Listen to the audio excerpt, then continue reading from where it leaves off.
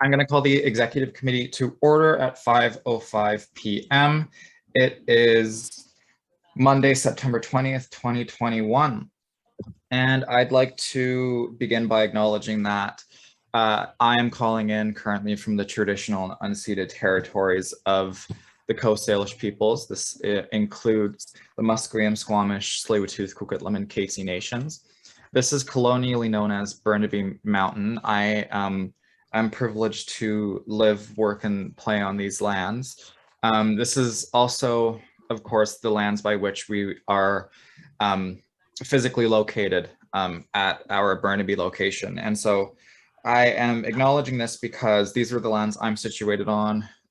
A couple of us maybe in this meeting are situated on these lands, but because this is a virtual meeting, we do and should be acknowledging the unique lands that you are situated on right now, and really centering that knowledge around the work that we do as a student society and how we as settlers can stand in solidarity with Indigenous communities in any possible way that we can through our work and beyond.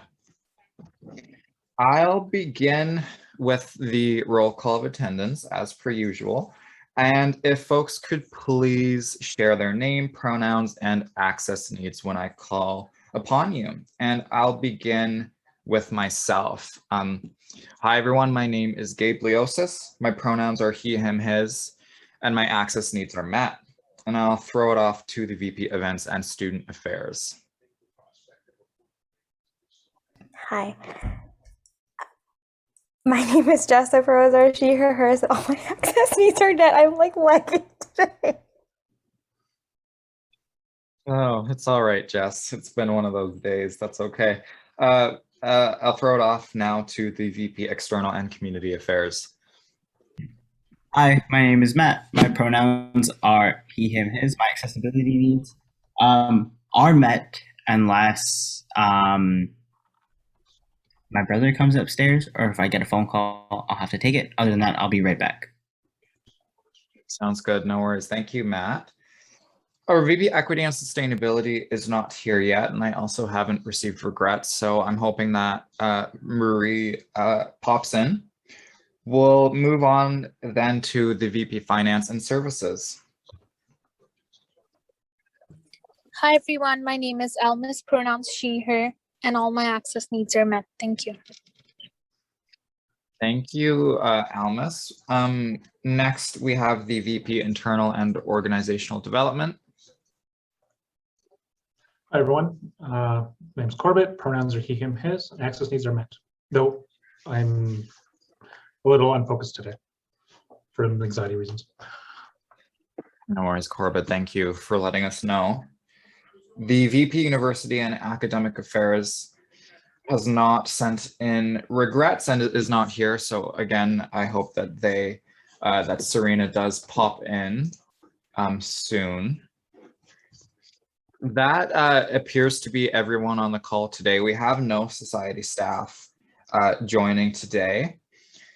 Therefore, the meeting is being recorded for that purpose. And so with that, we'll move on to the consent agenda, which is section 4. And I'll start us off with motion 4.1, consent agenda, and I'll read the motion now. Be it resolved to adopt the consent agenda by unanimous consent. And we have one motion under the consent agenda today, which is 4.1.1, matters arising from the minutes from the executive committee meeting on September 7th, 2021. Are there any objections to the motions contained within the consent agenda this evening? All right, I'm seeing no objections from executive committee members, so I will consider the consent agenda carried unanimously, which means we'll move, that takes us to section 5 of our agenda, adoption of the agenda, and I'll read motion 5.1 now. Be it resolved to adopt the agenda as presented. Do I have a mover for the motion? Matt. Matt moves the motion. Is there a seconder? Corbett seconds. Corbett seconds. All right. Are there any questions, concerns, or amendments as it pertains to this evening's agenda? I have one. I'll just start us off. I would like to add a motion, and I'm going to title it Temporary Financial Coordinator Hiring Committee. And I'm just going to add this to the chat. Let me just type in the title of the motion, Temporary Financial Coordinator Hiring Committee. So there's that motion from myself. Corbett, you have the floor. Thanks. I just posted in chat a discussion item I'd like to add called SFU SFS Exec Co-op MOU Draft Feedback. Thank you, Corbett. Noted. Is there anything else?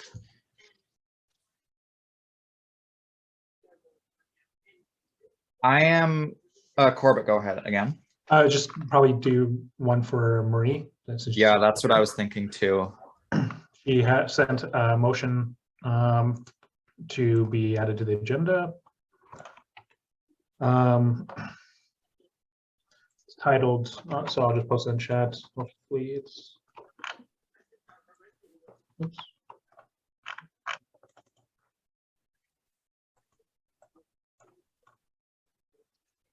Sorry, there's just a bit of a copy paste issue.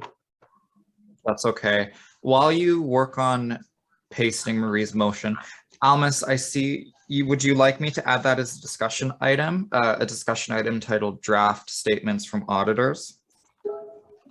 Yeah, it's just it's more like an update, but I also want some feedback, so won't take more than 2 minutes. Okay, I will add it to the agenda after Corbett's discussion item on SFSS SFU Exec Co-op MOU Draft Feedback.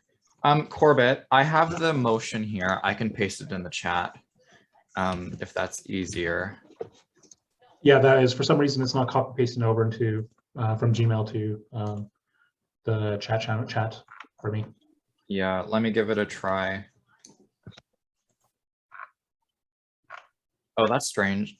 Oh, JK, I got it. Okay. So Marie had sent an email earlier saying that she had the intention to amend the agenda to add this motion, but seeing as she's a bit late, we will add this on her behalf. Anything else that folks would like to consider on tonight's agenda?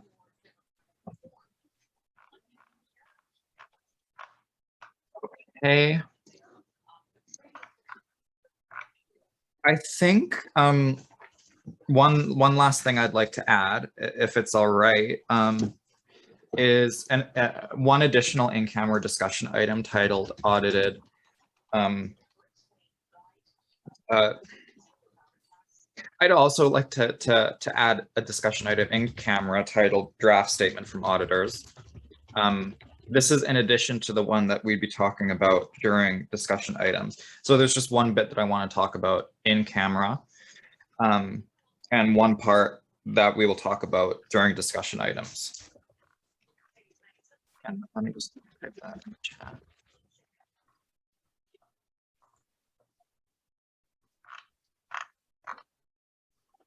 Okay.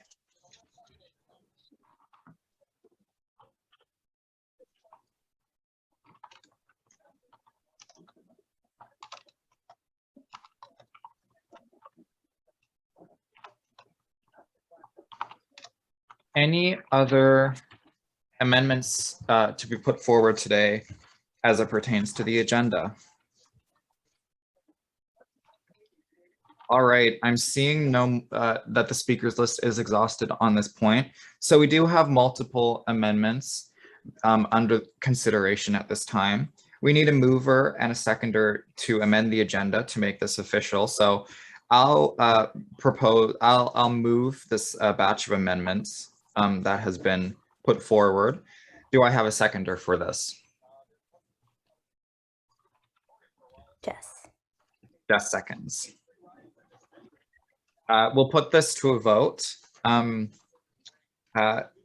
So we're considering the amendments to the agenda.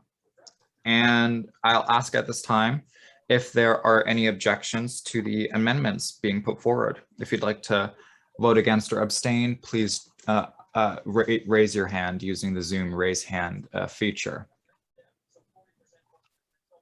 So I'm seeing none, so that amendment is carried unanimously, and we'll move back to our main motion, which is, just as a reminder, be it resolved to adopt the agenda as amended. Are there any other amendments to consider at this time before we put the main motion to a vote?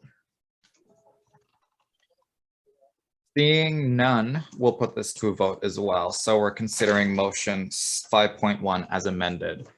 Well, are there any objections to this this motion?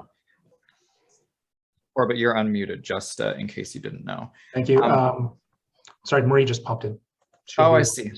I see. Sounds good. Well, we're considering 5.1 as amended. Are there any objections to this motion? If you would like to vote against or abstain, please raise your hand. All right, so this is carried unanimously. And we'll now move into section 6 of our agenda, which is report from subcommittees. And the first and only item under this section is 6.1, report from hiring committees. This was submitted by myself. We'll use this as a roundtable as usual to give updates on hiring committees ongoing. And so when I call on your name, I'll just ask if you could please provide any updates on hiring committees of which you are currently a member, or that's just recently concluded, if possible as well. I'll begin, and I am currently only on the Out on Campus Coordinator Hiring Committee. We concluded our interviews. We did 3 interviews from a candidate shortlist of 6. And we are still, as a committee, need to debrief on the last interview that we conducted. After that, we will determine whether or not we have a preferred candidate or whether or not we need to open the posting up again and continue searching for candidates. And so that's where we are at. That's my update in terms of hiring committees by which I'm a member of. I'll throw it off to Corbett if you'd like to give your updates, please. Yeah, so I am the Member Services Administrative Assistant hiring committee's finished. We've hired all of the people we want, and both of them have started working, I believe. There's 2 that we get to redo some of the orientation times because I think their schedule doesn't necessarily work to be able to just do it all in one day. Then there's I'm also on the building coordinator hiring committee. Me and John met on late last week, I believe, and went over some possible changes to the building coordinator, some of the 2 new building coordinator roles. They're a little bit of a hybrid. We just want to figure out what type of work they could do that will still respecting everyone else's job descriptions. And so that should be coming. John will get that typed out more formally, and then that should go to exec, HRP, and also the union for approval, so we can get that moving.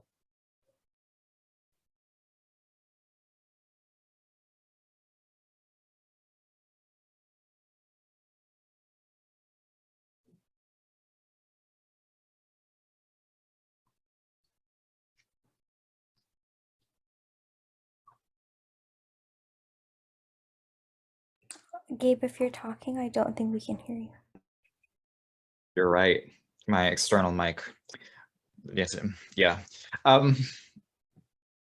Yeah. Thank you, Corbett, for your update.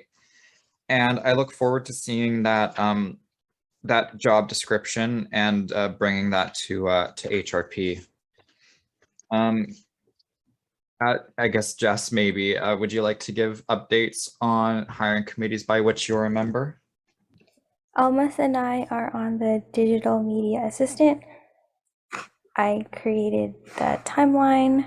I also set interview dates from October 4th to 13th, and then we are going to meet again on Wednesday to come up with our top 5, and then hopefully we finalize a candidate by the 14th, and then they can start as soon as possible.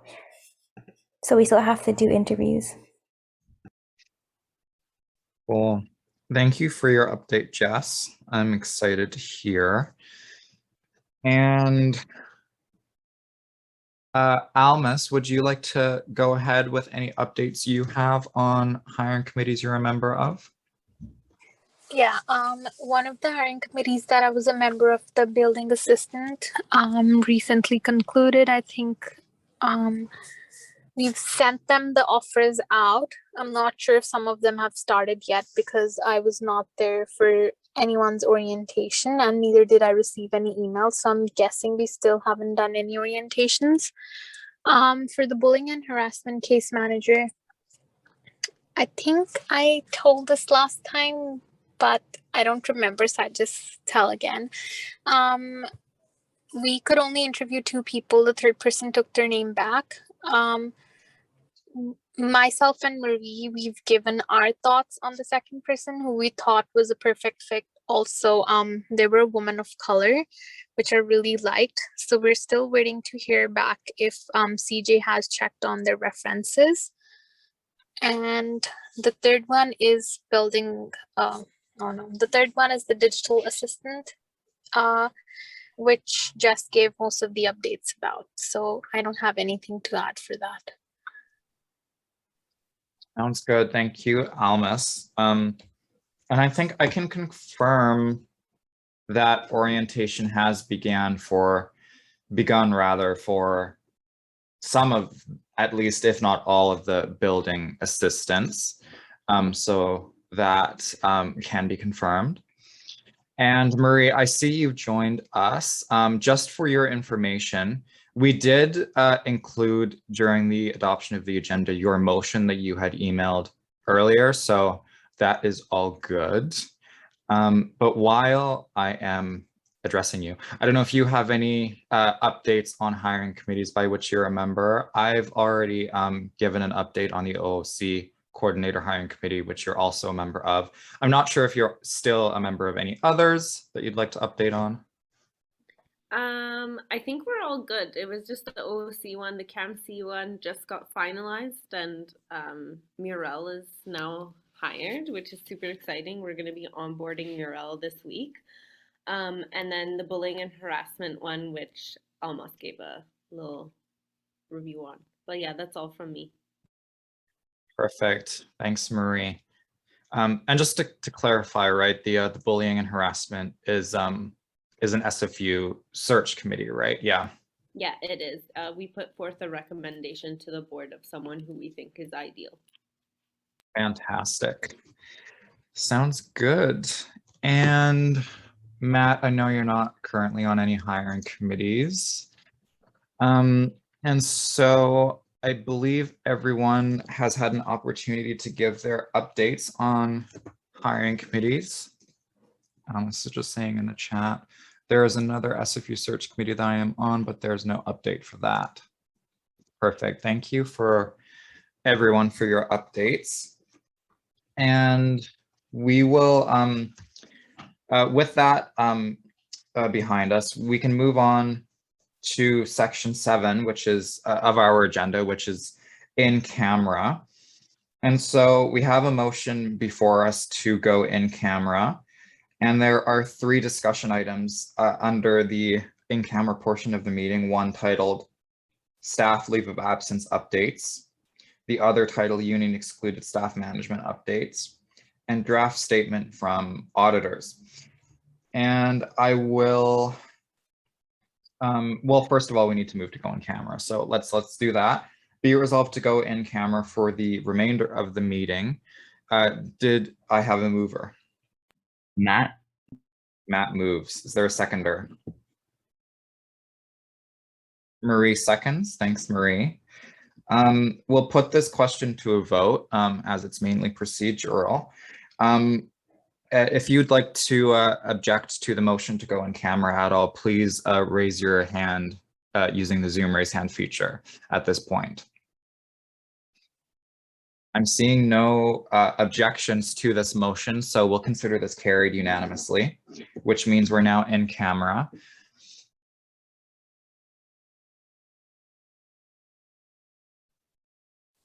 I'm here. Oh, hi, Beatty. Hi. All right.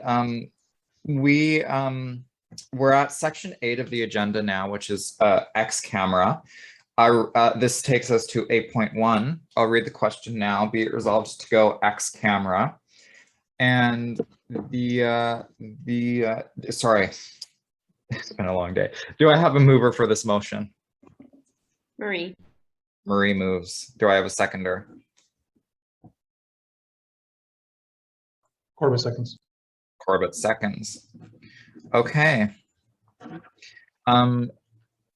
We'll put this question to a vote. I will ask, are there any objections to the motion at hand? If you would like to object, please raise your hand with the Zoom raise hand feature. I'm seeing no objections, so that's carried unanimously. So this takes us to new business, and we have 2 motions under new business today, both of which were amended at the top of the meeting. And I'll read the first motion now. This one is titled Temporary Financial Coordinator Hiring Committee Appointments. And I'll read the question now.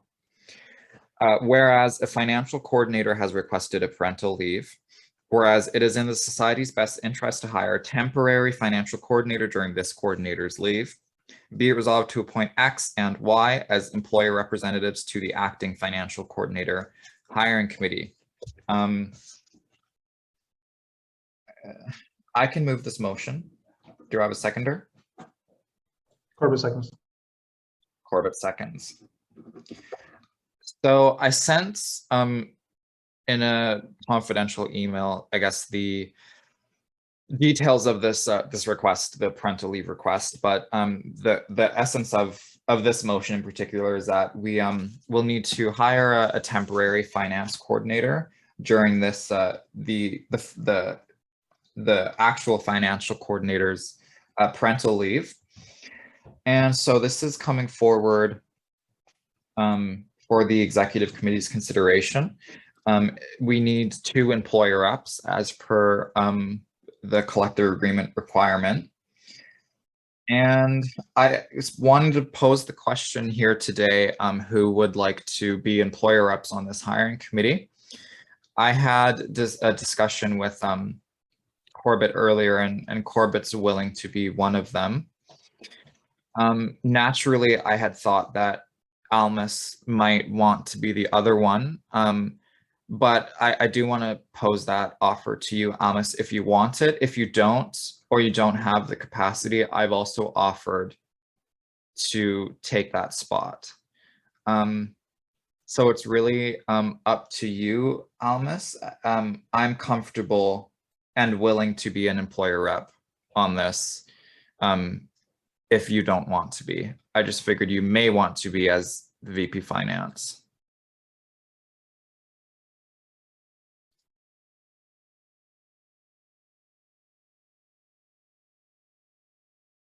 Go ahead. Do we have a timeline for this position? Because I'm just trying to think when our digital media will finish. If it starts when we are finishing up with this one, then I can take over. If not, then I feel like I'm already there on like 2 of them, and we also have the AGM coming in. I should not overload myself with stuff that I won't be able to commit to. Jess, did you have something to contribute? Yes, I had a direct response to Alma as for the timeline for the digital media assistant. Interviews should be between Monday, October 4th to Wednesday, October 13th, and then we'll finalize the candidate by October 15th. if that helps with anything. Oh, no, I meant the timeline for the temporary financial coordinator position.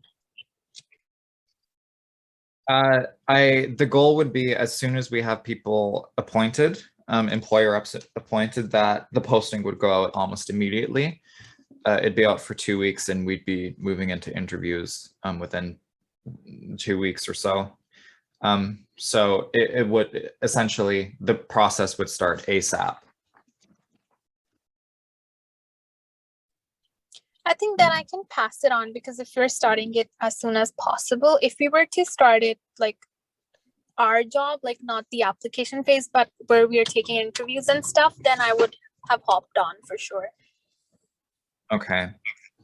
And I guess I see Maria as a direct response, but I'll just quickly note that the reason why this is ASAP in terms of timeline is because the financial coordinator who is going on parental leave, that starts on October 22nd. And so we have about a month to get someone in the position before we have one less financial coordinator. And so hence the timeline. But go ahead, Marie. Yeah, wait, almost. I was just clarifying question. So are you down to be part of the interview section, or like I was confused by that? So anything that happens after the 15th of October, when we get over with the digital media assistant thing, I'll be more than happy to help. But I just see my schedule and it's full. And I'm also keeping in mind that I have 3 classes, all of which are online. So it takes up a lot of my time. But if it's anything after the digital media interviews are done, then I'll be more than happy to help.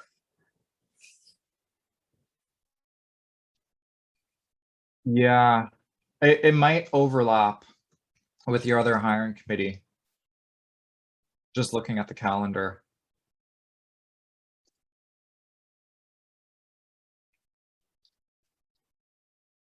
Okay. And I mean, if any help is needed on my end, I can do it as long as like we're done with one and then we're going, because if I see my calendar right now, or even if you pull up my calendar, I literally have like one thing every morning, evening, Monday to Friday. So then that doesn't leave any time for me to study except attending my classes, which then goes on to the weekends. And also it will be the midterm season. So I just want to make sure that I'm only committing to the committees where I can give my 100% and don't have to drop out. That's one of the reasons why I'm like committed to the digital media committee, because now I know that the building assistance one is over, so I can even do the reference checks or whatever is required of me.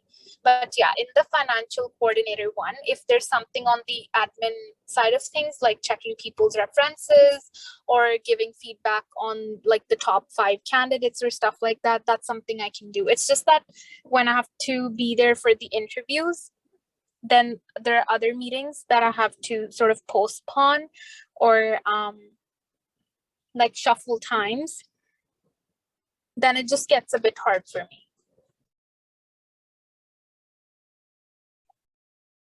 Yeah, I have a proposition, Amos. How about Corbett and I are appointed as the employer reps, and you get appointed, sorry, as an alternate. And in the event your load does lighten up, then you can take my place. Yeah, more than happy to do that. And I mean, even if you go through all the interviews, at least that leaves me with the option of going to one if you cannot make it. Okay, this sounds good. So in that case, I'd like to move to amend the motion to strike X with Corbett Gildersleeve and Y with Gabliosis. And I'd also like to add a clause that reads, be it for, and let me type this out.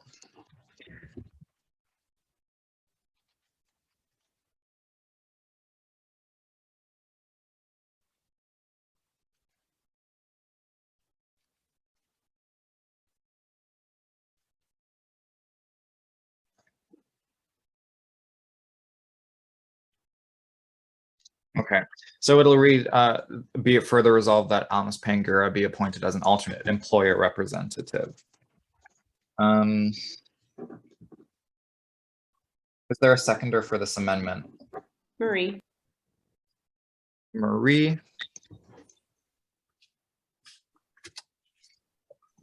We will put this to a vote. I think we talked about this enough. So all those in favor, seeking unanimous consent? Okay, this is carried unanimously. The amendment to the main motion. And so we'll move back to the main motion, which now reads, be it resolved to appoint be it resolved to appoint Corbett Gildersleeve and Gabe Leosis as employee representatives to the acting financial coordinator hiring committee. And be it further resolved to appoint Almas Pangura as an alternate employer rep. Any last discussion? Almas, go ahead. My only question was, so I know we appointed Aisha as an alternate employer rep. So is there any differences in what their roles, like what their roles or duties are in comparison to the normal employer reps, or it's everything's the same? It's just that we're giving QP like a third name, that in case these two people aren't able to make it, then this is the third person who will be there. Yeah, it's basically a backup in case either Corbett and I can't attend interviews or for whatever reason need to pull out. Okay, sounds good. Thank you. Thank you for your question. So we still we're considering the main motion. Any other questions?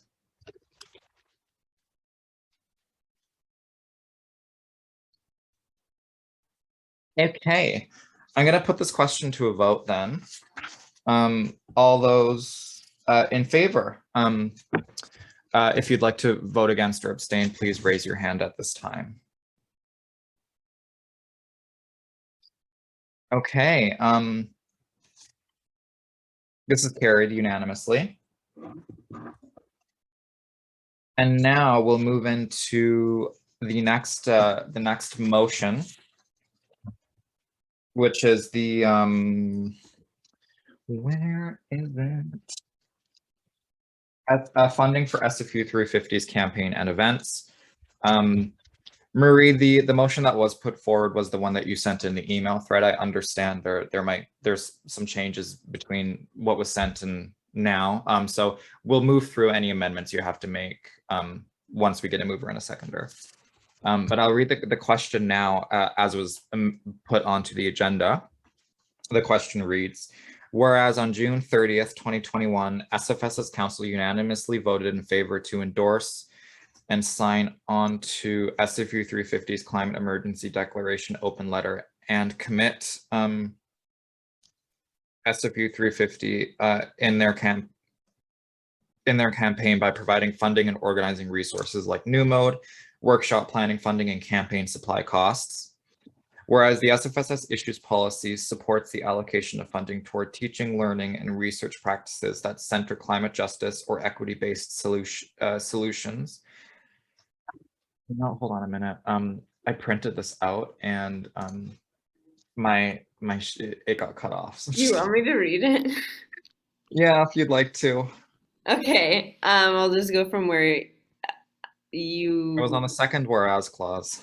Okay, cool. This is the updated version, but oh well, we can amend it and fix it. But it says, whereas the SFSS issues policy 6 titled Climate Justice and Sustainability supports the allocation of funding towards teaching, learning, and research practices that center climate justice or equity-based solutions and support amplifying students doing climate justice work and investing in student-led activism, advocacy, and research around climate justice. Whereas SFU 350, a climate justice group, is holding events that amplify the Climate Emergency Declaration campaign and the action items within the letter, whereas SFU 350 needs funding to cover costs for campaigning and events, event materials, honorariums, and guest prizes totaling $325.17. See Appendix A. Be it resolved that the SFSS Executive Committee allocate SFU 350 $300 $325.17 from line 824-20 of the Social Justice Fund in order to support and amplify the climate emergency declaration campaign. Thank you, Marie, for reading the motion. Are you, I'm assuming you probably like to move the motion. Yeah. Okay, so Marie moves. Do I have a seconder?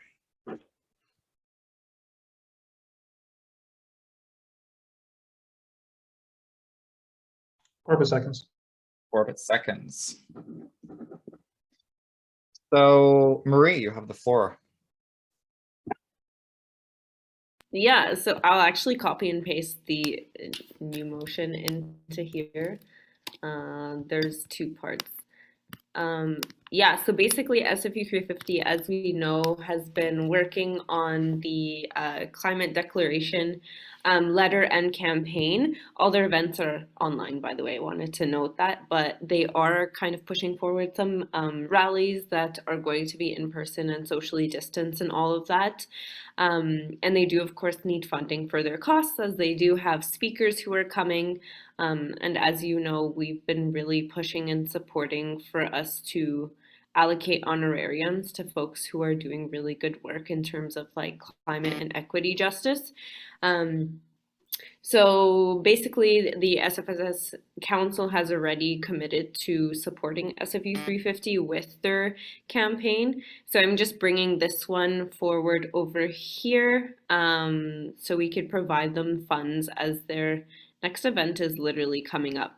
They have a rally tomorrow, but by the way, the costs don't reference anything in regards to the rally, but they do have something for September 23rd, and a couple of kind of events online as well with Embark, but just wanted to let you know, but that's about it.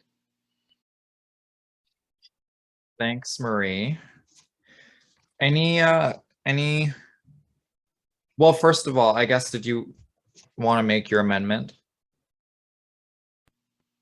Okay, now this is the issue here, is that I already changed it in my doc. I'm not sure what I changed, but I think my amendment was on the second clause.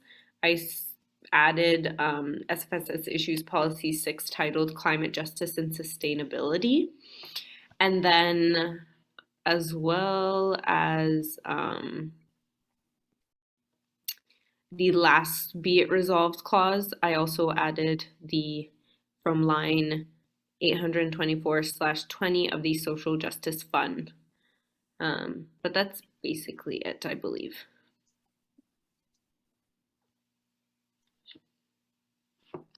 Yeah, there you go.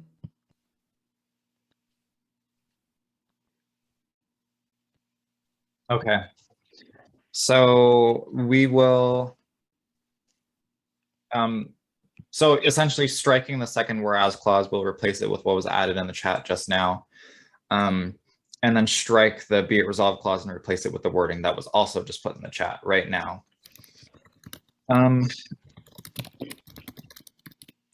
Marie, you're moving this amendment? Yep. Yes. Oh, cool. Is there a seconder? Matt? Matt. We'll put this to a vote, as I think the amendment's pretty self-explanatory. Are there any objections to the amendment? All right, that's carried unanimously, and we'll move back to the main motion, and the floor is open for discussion on the main motion.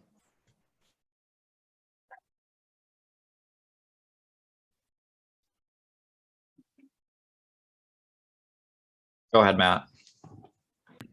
Yeah, I just want to say that I'm in favor for this motion, and I think that it's really good that we're continuing to support not only in terms of like signing on things and endorsements, but actually providing financial support to amplify messaging and continuing to do that on our end, because sometimes that can be a barrier, especially like within climate action movements. It's really hard to obtain, even grants or like anything for sorts of programming, and it takes the labor off of like community organizers to like pull out of pocket for some of these things. So I'm glad that we're able to support from that perspective, and I know Marie's been working with like a lot of folks to get this done.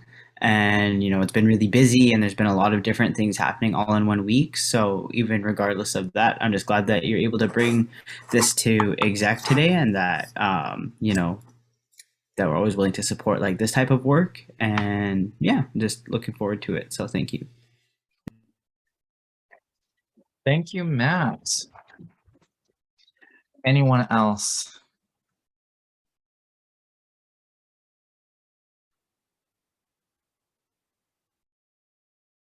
I don't really know what I could say that doesn't exactly mirror what Matt said, but really good work.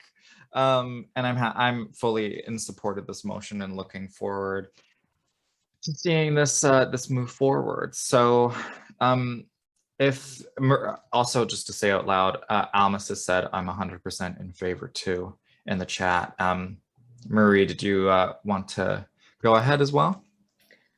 Yeah, I just wanted to maybe clarify. I wanted to make sure that this was correct. So sorry that I didn't have time to check before the meeting.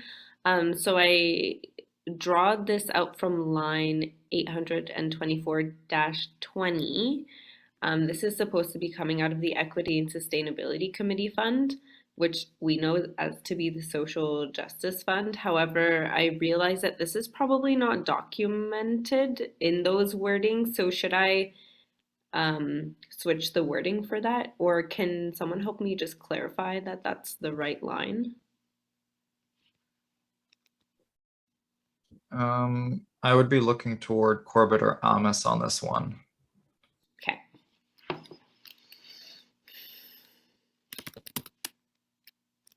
Is your question, Marie, whether or not, are you asking whether the number is correct or whether you need to actually name where it's coming from? Like a non-numerical like name? I think one, to understand if the line is correct, would be the biggest one. Mm-hmm. But yeah, I just know that I just realized that the word social justice fund is probably not in the budget. Why wouldn't it be? Like the wording itself, social justice fund, I'm not sure if it would be. Almas is checking. Okay. Sorry, y'all.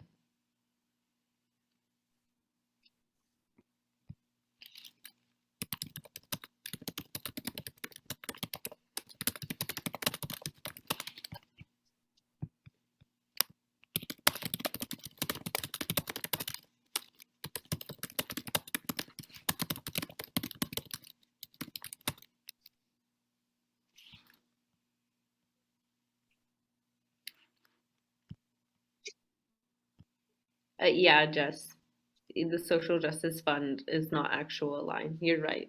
So it's the equity and sustainability one.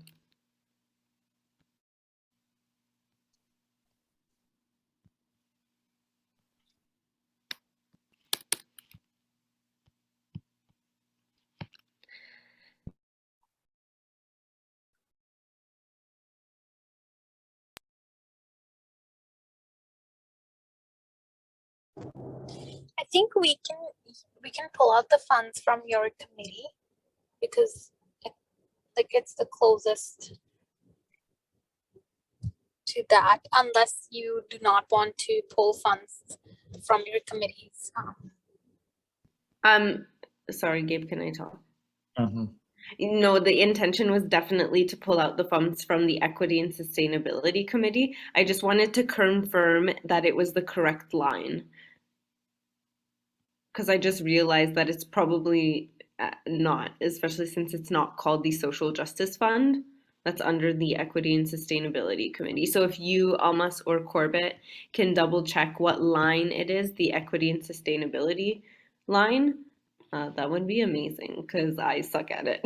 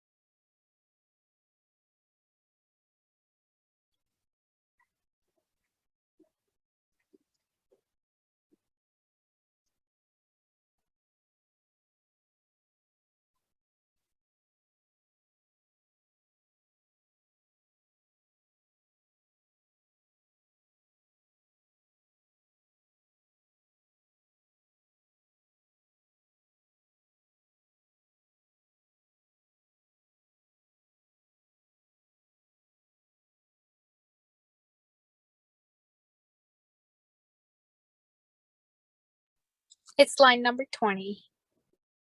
Okay, so is me saying line 824/20 still correct?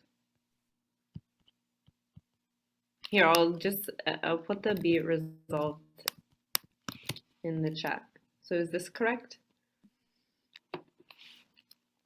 Okay. I guess we would just have to get rid of the line that says Social Justice Fund. Okay. We can probably just take that as a friendly amendment. Is everyone okay with that? Just getting rid of the word Social Justice Fund? Okay, so we'll take that as a friendly amendment, and so those words have now been struck. Is there any other discussion on the main motion before we put this to a vote? So perfect. So the friendly amendment was to strike Social Justice Fund and add equity and sustainability funds. Okay. So let that be reflected on the record, and we'll put the question to a vote. I think we've exhausted discussion. All those in favor of this motion, seeking unanimous consent, if you'd like to vote against or abstain, please raise your hand now. So this is carried unanimously. Thanks, everyone. Carried as amended unanimously. Carried as amended. That concludes our new business. We have a number of discussion items up for discussion today. The first of which is recommendations from the Internal Communications Working Group. This was submitted by the president, myself, and I wanted to bring this up, and I can give some background on this. First, to note that the Internal Communications Working Group was struck it was composed of staff and exec to determine ways to fill in the communication gap between council, exec, and staff, because there does exist a communication, a lack of communication between staff and the elected side of the organization. And we're trying to brainstorm ways in which we can rectify some of those communications gaps. And so stemming out of this meeting, this working group was a set of recommendations that I wanted to share with the executive committee. And I'm going to share my screen now because I want to share them with you all. And so I've kind of broken them down into two categories, I suppose. One is actions that we can take after council meetings and committee meetings to ensure that actions taken in those meetings are effectively communicated. And also just general ways that we can regularly increase communication between the elected side of the SFSS and the staff. And so some of the recommendations that came out of the, in terms of what we can do coming out of meetings were, one, that council agendas and minutes are sent to the staff mail list once they're available. That agendas and minutes from committees that require support from certain staff are sent to those staff once available. So for example, the Member Services and Advisory Committee minutes and agendas would be sent to the Member Services coordinators. The minutes and the agendas for, say, Governance Committee are sent to the Policy Research and Community Affairs coordinator. And then thirdly, that during meetings for both council and committees, each item that requires staff support, that there's a specific, that at the end of every discussion when we're, say, setting action items, that a specific member of that group, whether it be council or the committee, is assigned, and that they're always assigned to be the kind of main point of contact or liaison with that the staff that is relevant to that specific item. And then when we move on to increasing just regular communication, there were some suggestions such as that the VPs that VPs meet with each staff member or department that pertains to their portfolio. So the main example that I came up with when I was drafting these recommendations for the exec was that, for example, the VP Equity should set up regular meetings with all of the equity support staff. So some of which are listed here as an example, that regular meetings be set up with those folks. Number 5, that each staff member or department is provided information on what item that requires their support as far in advance as possible. So like if you have an event on September 31st and it is September 20th, and you know that 11 days in advance you are going to hold that event, let the staff person you will need help from know 11 days in advance if you know that is going to happen, not 2 days before, not 1 day before. And other recommendations included that the internal communications working group holds regular meetings. So this was the first time this working group actually ever met. It's new. And a recommendation was that we meet maybe on a semesterly or quarterly or some kind of frequent basis to continue to reevaluate the efficacy of the communications tactics that we're trying to implement. And then lastly, that more regular meetings are held between staff and executive committee members. So this refers to, I guess, all of staff and the executive committee.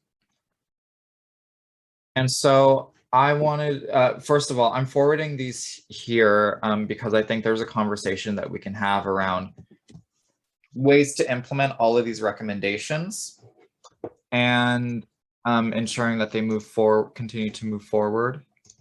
And yeah, we don't necessarily need to have that full brainstorm and breakdown right now, as I know we're tight on time, but these are up for our consideration and I think are valuable in increasing not only communication with staff, but showing that we are appreciative of the work that staff does and want to respect the labor that they do in every possible way that we can, and that includes, and it really should be centered around communication. So floor is open for discussion on any of these recommendations and any thoughts that folks have, and we'll start with Marie. Yeah, I was just gonna say the whole like checking on different coordinators, that's like part of our portfolio, so I agree with that. I think in terms of like I know that staff does have a monthly staff meeting. Do you think that it'll be beneficial for us to start attending those? It might be. Usually it's just myself as like the staff liaison officer. It may be pertinent that the rest of the executive committee attends those as well. Yeah, because I think we kind of discussed this before and we were saying like we may like start a meeting with like just like execs and staff and whatnot. But I think honestly, I'm down to be part of those meetings, especially if it brings us closer as a team. And just seeing like what they're doing because they really wanted us to see what they're doing and like we're really interested as well. So might as well like since that meeting's already in place that we just start going. But wanted to see what folks think of that or what you think about that game. Yeah, sorry, can you hear me? First of all, my Zoom is doing wild things. I actually can't even see anyone anymore. My screen has gone completely white. We could hear you. Okay, well, I'm gonna keep talking then. Yeah, I personally like that idea. And we can explore that in more detail, I think. Bet. Sorry, I really can't see anything right now. I have no buttons or anything. So is there someone actually who would be willing to take over the chair while I figure this out? Because this is not good. I can help you, Chair. Okay, thanks, Jess. I also was on the list and then I forgot what I was going to say, so I'm going to retract my list. Okay, sounds good. Thank you, Jess. And no one else is on the list, by the way.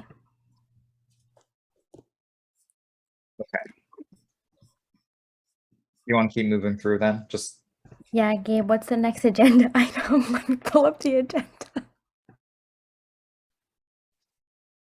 it's annual general meeting submitted by Corbett. BD actually is on the list now. So let's go back to that before we go to the annual general meeting. Yes, BD. Oh yeah, thanks. I'm always not sure if I'm supposed to comment on some stuff. But anyway, based on that motion, monthly staff attendance is a good idea, but it should be strategic for the executive members. Reason being is that it could be an opportunity for you to just connect to the coordinators, because I know, Gabe, we have that session where we say, what have you been up to? What are you planning? Something like that. So it could be an opportunity for you to just check in with the coordinators, and then the coordinators will just like kind of maybe will take notes and reach out to you, and vice versa. And then we also have coordinators meeting bi-weekly that I think some of the management is not part of. That could also be an alternative, like you could come and have a debrief, then just leave the session for the coordinators to continue, just to avoid the a lot of meetings for you folks as students. So maybe blending in into the meetings that already exist can also assist staff to also not create more meetings for them, to just reduce the workload. Just an idea that I had on that. Thank you, BD. And Gabe? Gabe, we don't hear you anymore. Yeah, I'm sorry. I just wanted to say, yeah, I really appreciate that that BD, and those are really great suggestions, and I love them, and I want to implement them. So thank you so much. Marie. Oh, yes, BD, if you have a direct response to Gabe. No, and I was just telling him like, it's okay, thanks, and no problem. We can implement one by one. And Marie says in the chat, if anyone is able to reiterate. BD, are you able to repeat yourself again? Yeah, okay.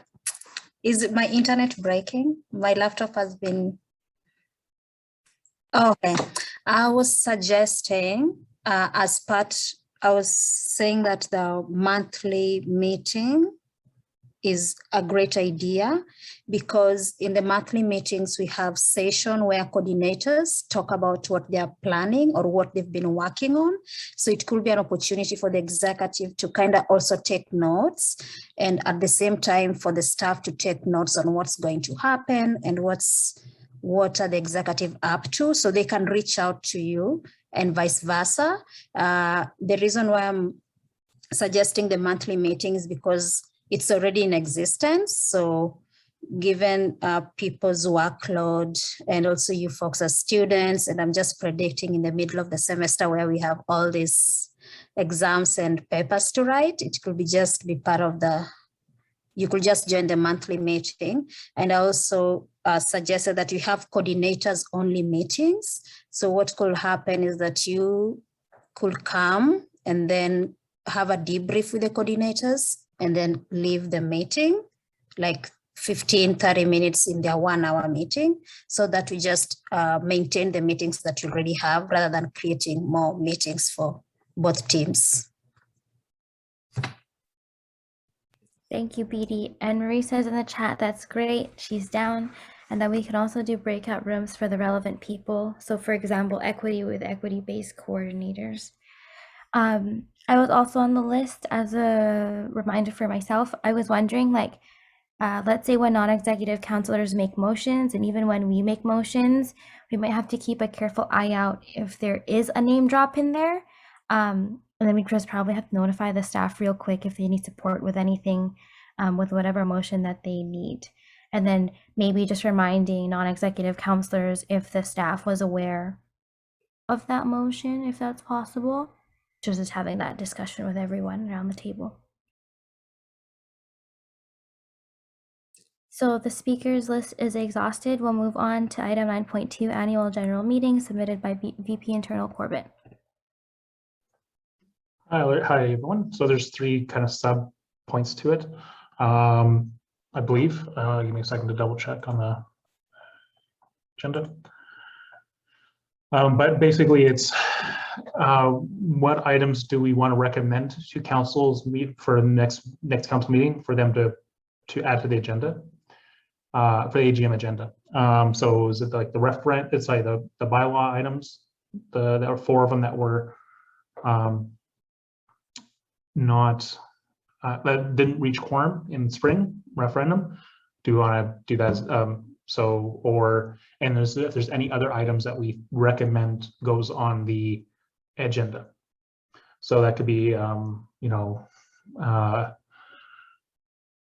stuff around tuition, combination, similar type of thing. It could be a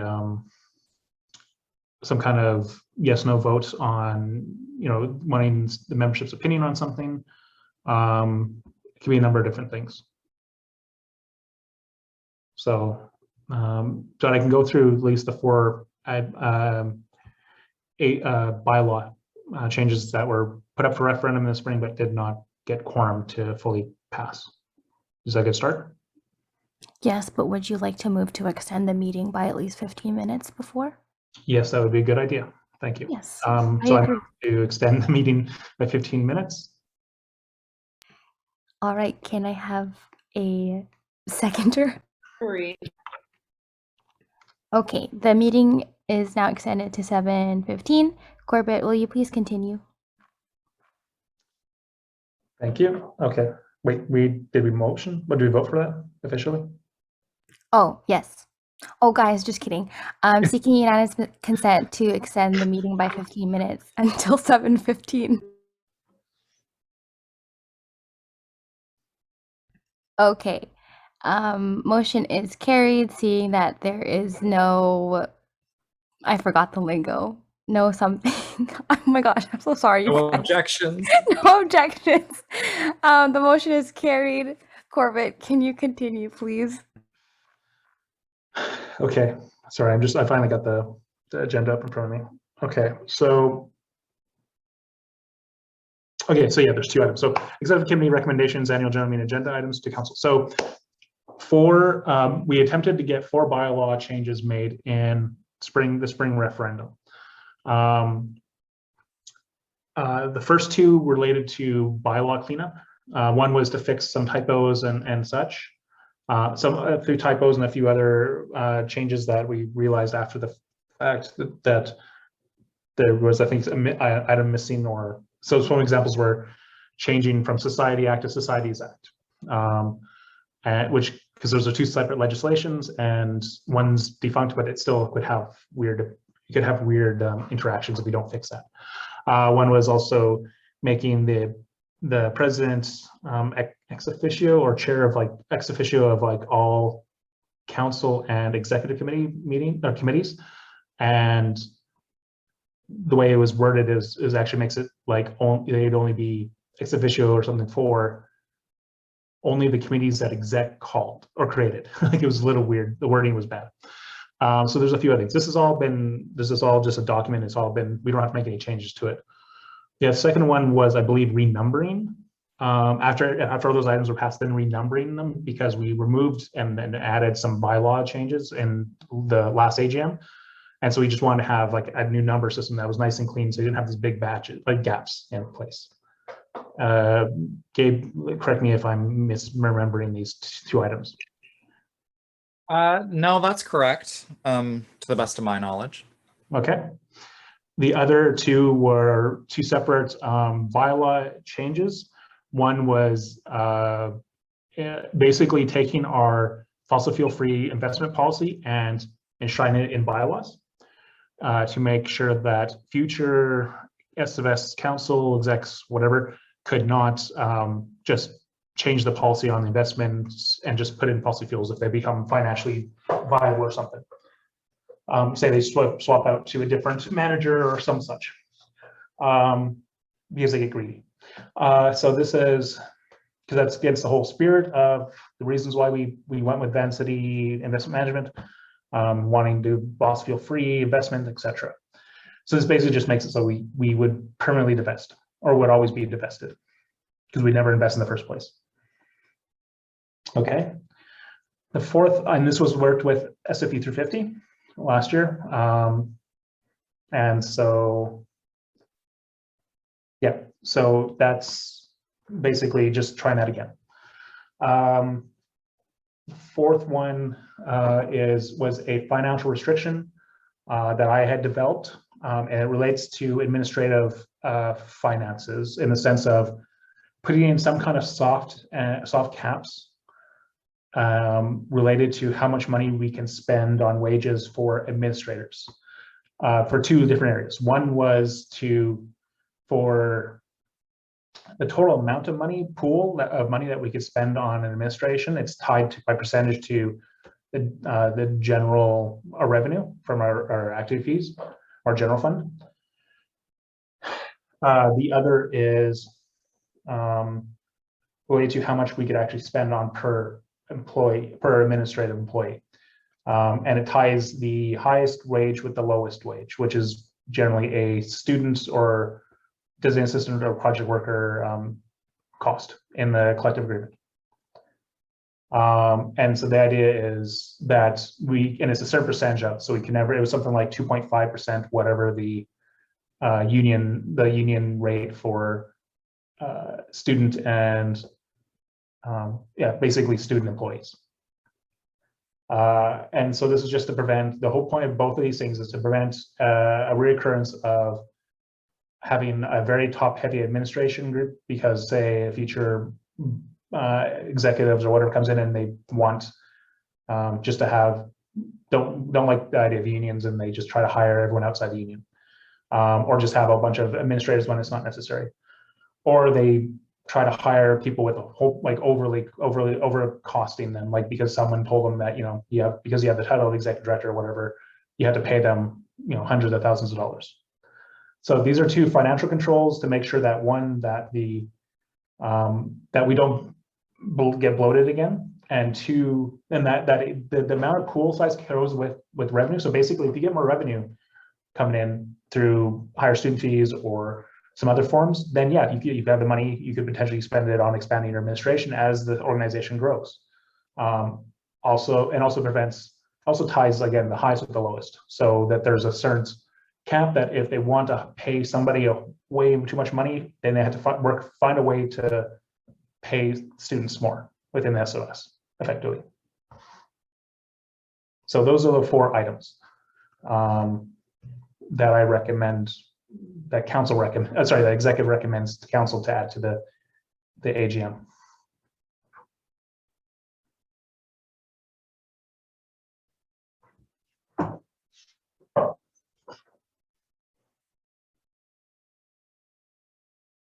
Marie is on the speakers list. Yeah, thanks for bringing this forward. I think when it comes to the divestment one, I do want to add to that, and definitely we should bring it forward when it comes to the AGM. I was thinking also like of ways we can also be amplifying like the campaigns that students are really supporting. So one of them is the accessible course campaign, which Kashish has been pushing forward, and she's been doing literally so amazing. I think one of her pieces literally just got into the Peak newspaper, like the actual physical one, which is cool. But I wrote this in the chat. I was saying that one of the questions for the AGM should be about the accessible course campaign, and it should be like, do you as membership agree that SFU should answer to all the calls to the accessible courses campaign, and then we can outline them. But yeah, I wanted to see what you guys were thinking. Also, it might be good if we like kind of held a session to see what questions we kind of want to go to the AGM.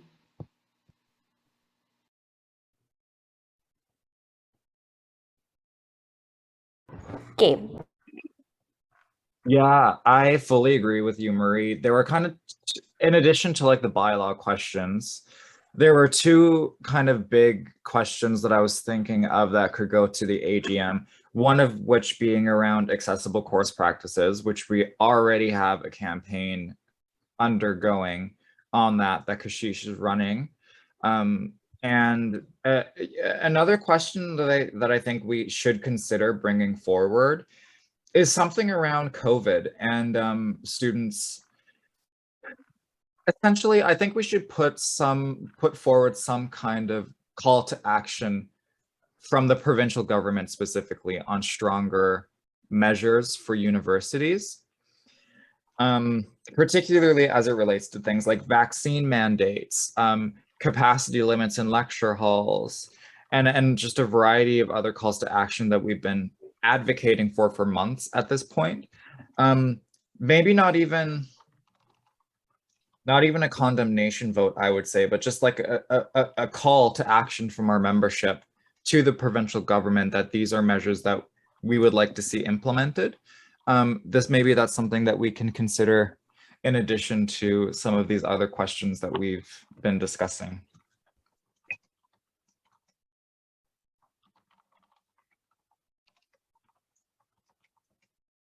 Marie says in the chat, request the provincial government to implement a vaccine mandate for return to campus as a comment. Nice. All right. There's no one else on the speakers list. So we'll move on to item 9.3, Burnaby Mountain Gondola, submitted by President Gabe Leosis. Thanks, Madam Chair. This will be quick. Essentially, we're moving forward with a variety of meetings with a couple of Burnaby City councilors around the gondola. And so there are a couple that that at least I've been working with SFU and GSS to try and set up, particularly with Allison Gu, Mike Hillman, and Mike Hurley. The first two are city councilors. The last name is he's the mayor of Burnaby. And I guess I just kind of wanted to ask, I have a feeling Matt and I will be participating in those meetings, but was there anyone who was interested in like taking part in these meetings with Burnaby City councilors?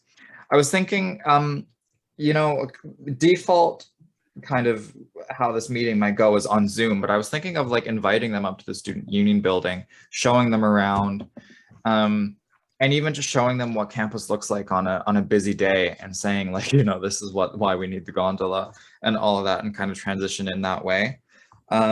But yeah, was anyone interested like in participating in these meetings with these three councilors?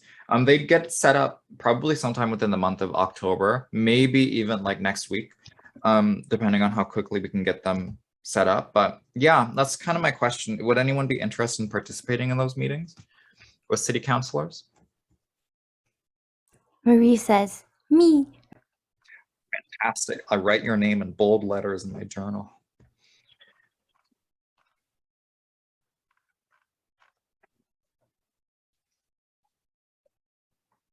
Cool. Well, if anyone does decide that this is something they'd be interested in, let me know. It doesn't need to be a yes or no right now. Could we put forward questions to give to you folks who will be front facing if we want to ask anything? Of course.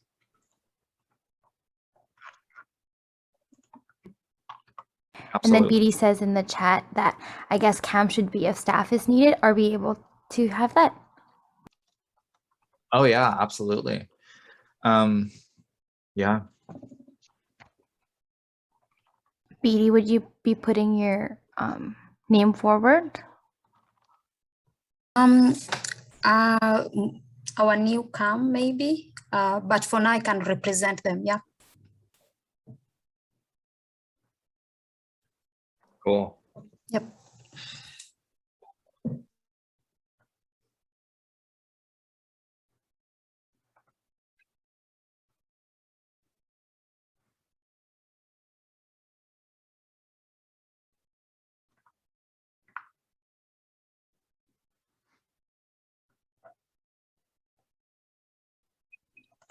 Yeah, that was my one question. Who was interested in participating?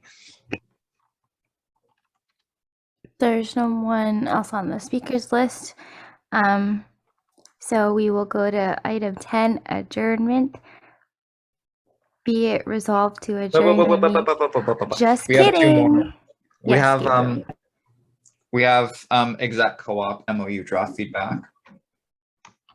And then after that, we have draft statement from auditor. So we have two more discussion items. Just kidding. We'll move on to item 9.4, exec co-op submitted by one of the vice presidents. Please go forward. Corbett, it's your time to shine.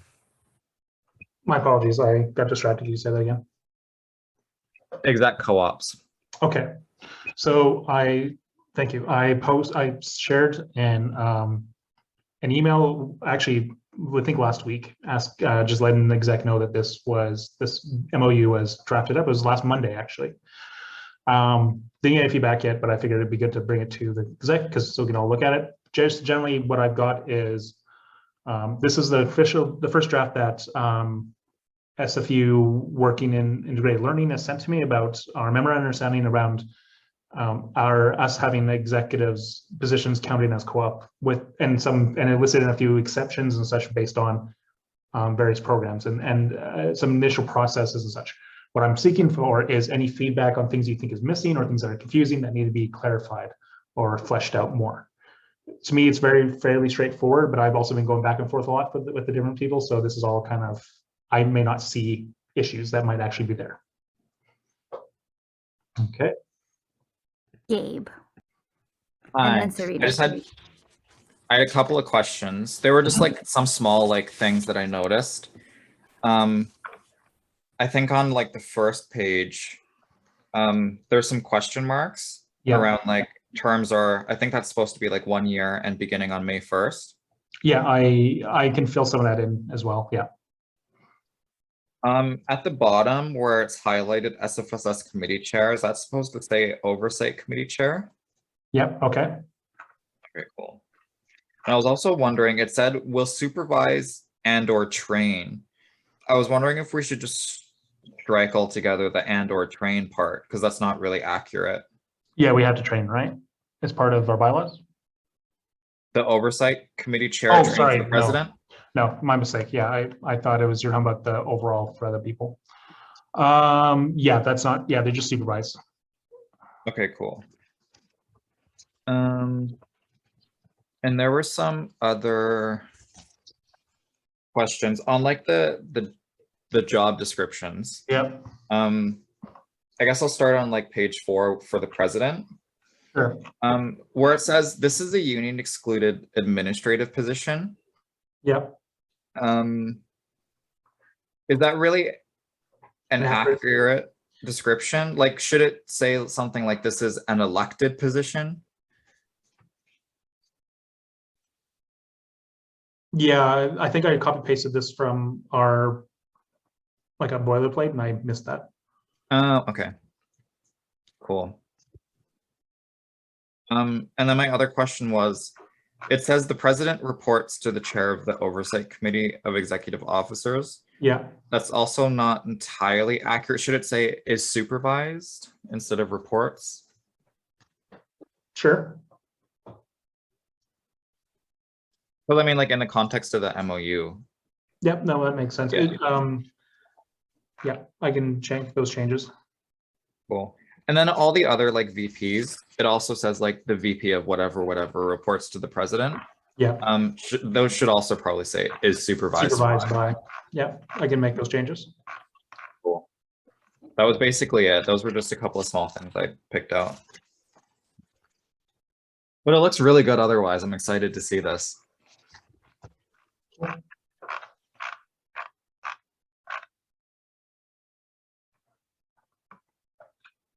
Serena's comment in the chat says, I read over the exec co-op document and it all looked good to me.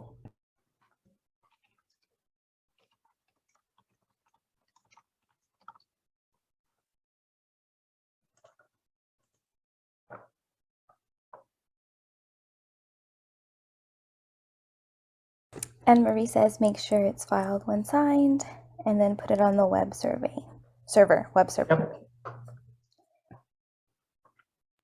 Okay. Corbett, my question for you is, what are the next steps for this? Once this is okayed, I send back any updates to them to make sure they're aware of any changes recommended. Once their agreement with those changes and send me back a clean draft, then we can send and put it in front of council. So, theoretically, I could send this out, within say maybe by tomorrow with the changes. And hopefully we get back something by, say, this Friday, and then I can put it on the agenda for council for the 29th.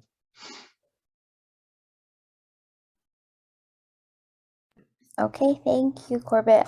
No one else is on the speaker list, so we'll move on to the last discussion item. Also, does anyone want to move to extend the meeting by like 10 minutes, or should we just keep going? I'll move to extend the meeting by 10 minutes. Can I have a seconder, please? Marie.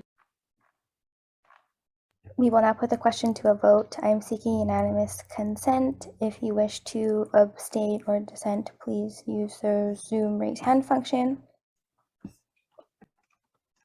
Seeing as there are no objections, the meeting is moved for 10 more minutes until 7:28 p.m. We'll move on to the last discussion item, titled Draft Statement from Auditor. I think that was submitted by Almas. Go ahead.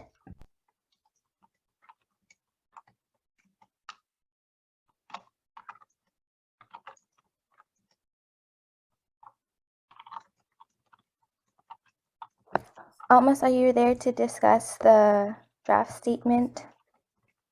The draft statement from the auditor? It's just a 1-minute update, but it's not time sensitive.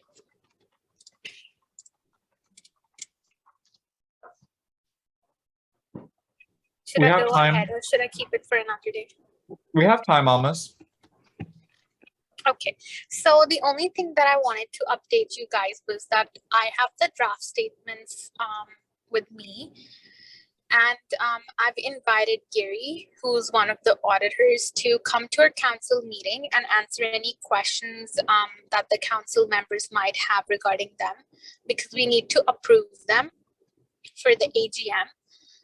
I was wondering if any one of you guys would like to see them before they're shown to the council, and also if we have like a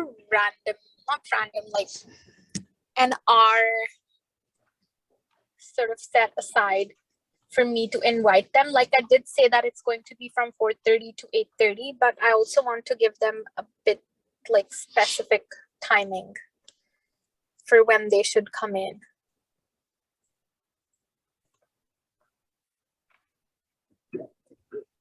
So if anyone has any suggestions, I'll just note them down and see.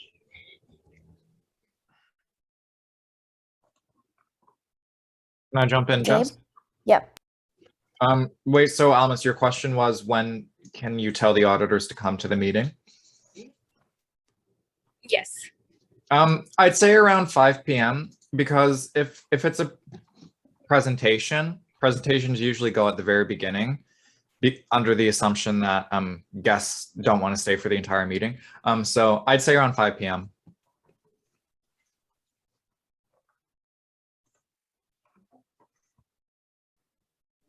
It's not a presentation, it's more like a Q&A session, because I don't think we can make a presentation out of the draft statement.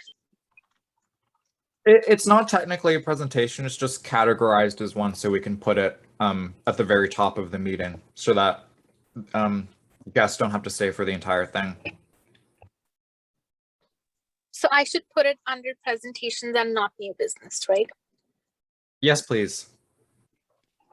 Okay, I'll do that. And if anyone wants to go over them, I can send them to you guys. And if you want to go over them with me, we can do that as well.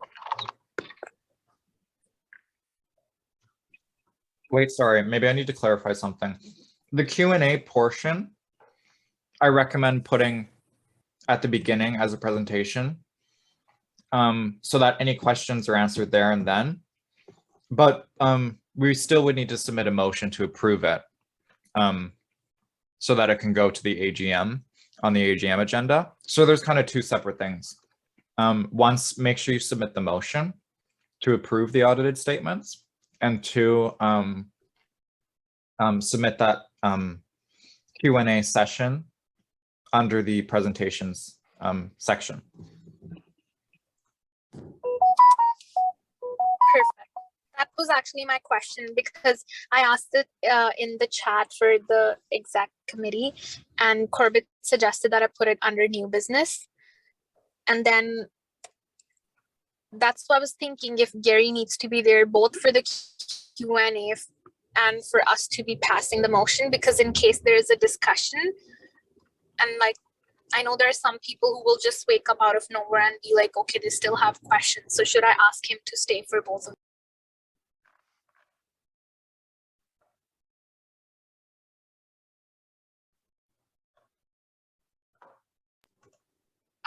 Gabe, you're muted if you're trying to speak. Oh no, I wasn't saying anything. Sorry, did you ask a question? Yeah, I was asking if I should request them to stay for both portions, that is the Q&A during the presentations and also while we're passing the motion, because there are some people who will still have questions when we're trying to pass the motion. So I don't know if it's allowed, but I would like them to be there to clarify their doubts then and there, so that we're not spending a lot of time on clearing people's doubts. I would just suggest that council is informed that their questions should be asked during the presentation portion, because the auditor won't be there during the actual passage of the motion, if that makes sense. So should I send out an email to council with the draft statements? I don't think I should be doing that because they're confidential. And also they're password protected, so I'm not sure how it will work. And if I cannot send them in an email, there will be some people who might oppose that. Well, why weren't these sent beforehand so that we could have reviewed? That is something I'm confused about, and I need suggestions on how to proceed.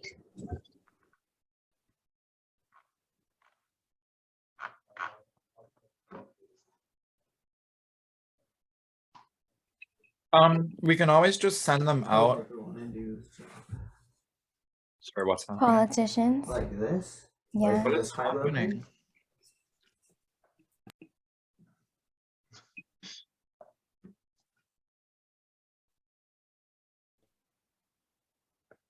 Sorry, did Jess have a suggestion? No, Gabe, can we hear you? Yes, we can hear you too. What was I even saying? Sorry, I was making a suggestion and I've forgotten. I think you said to send it out to them. Oh yeah. My suggestion is we'll just send, maybe I should be the one to send it out, because I can send it to an email thread that only includes counselors and execs.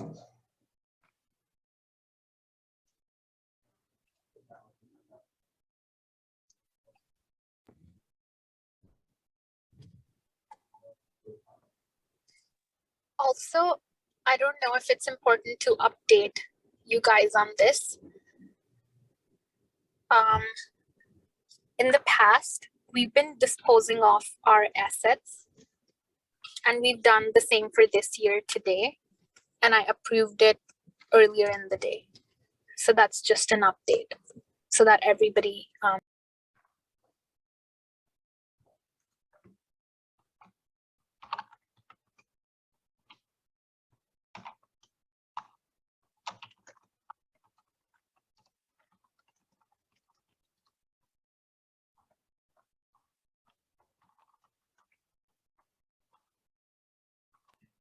Okay, Gabe, do you have a response to that?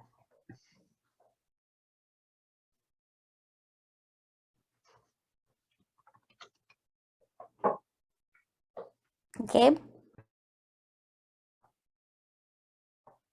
I think he's eating something. I don't think his audio is working because he's unmuted. That's so weird.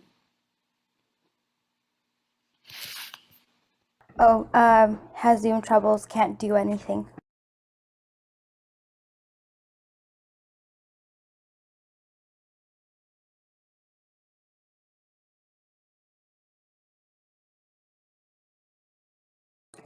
Gabe, Corbett is asking you to answer. Can you repeat the question, please? Almost. Sorry, I couldn't hear what was said. Could you repeat the question so I can give an answer advice? Sorry, I have been difficulty focusing. Yeah. So the question is, will Gabe be sending out the statements as he said and requesting counselors to get in their questions in time for the presentation, or should I be sending them out? Because I think we decided that we will be sending it out to them. So I just want to make sure who's doing that. I don't, probably best to have Gabe do it from the chair, because that's what most people are used to seeing from him. Yeah, I think that would be easiest. Perfect, thank you. So I can forward those to Gabe. I'm not sure if I have a copy that is not password protected, but I can request them to send me one. And we still have quite some time for the next meeting, so they will have at least 1 week to review and prep their questions well in advance, if that makes sense. Is this for the next council meeting almost? Yeah, it's for the next council meeting.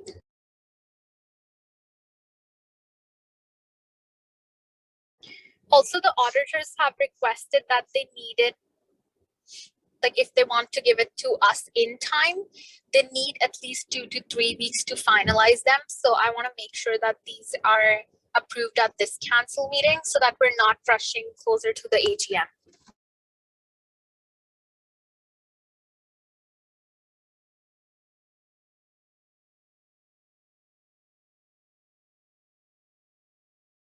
Okay. Gabe, I don't know if you want to text me anything else before I move on to adjournment, if your Zoom is working.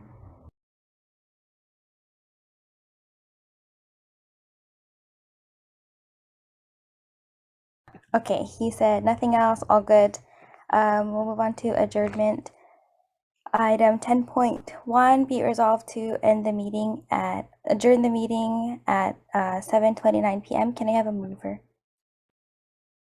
Marie. Marie moves. Can I have a seconder? Almus? Okay, thank you, everyone. The motion is carried. Let's go watch the elections. Woohoo! Oh, Gabe, are you able to end the recording now, or you can't have access to it? Okay, I'm gonna try. I can't end the, we'll just end the meeting then, because I have to get permission from you to end the Zoom.